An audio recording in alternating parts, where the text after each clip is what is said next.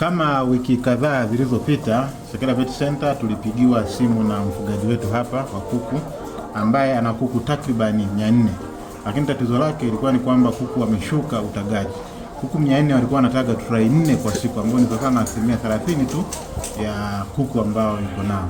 Ambao kitaalamu ni mayai machache sana ukilinganisha na idadi ya kuku alionao. Sekela Vet Center tulifika kwenye banda lake, tukafanya uchunguzi wa kina kuanzia banda analolishia, lishe, magonjwa na kadhalika, na tukaweza kumsaidia mfugaji wetu. Na hivi sasa leo tumerudi, kuku hawa 400 wanataga tray 12 mpaka 13 kwa siku, ambao ni zaidi ya 90% ya idadi aliyonao.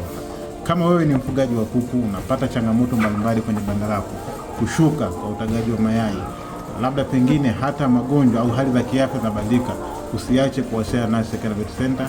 Utafika shambani kwako tuweze kukuhudumia kama vile ambavyo tumeweza kuhudumia. Kumbuka, lengo letu kubwa ni kuhakikisha kwamba wafugaji tunakuwa na ufugaji ambao ni ufugaji wa tija, lakini pia ambao unazalisha kulingana na uwekezaji wako. Karibu Sekela Vet Center. Ofisi yetu inapatikana Iyunga jijini Mbeya. Unaweza kuwasiliana nasi kwa namba zetu za simu ambazo ziko hapo chini, nasi tutakuhudumia.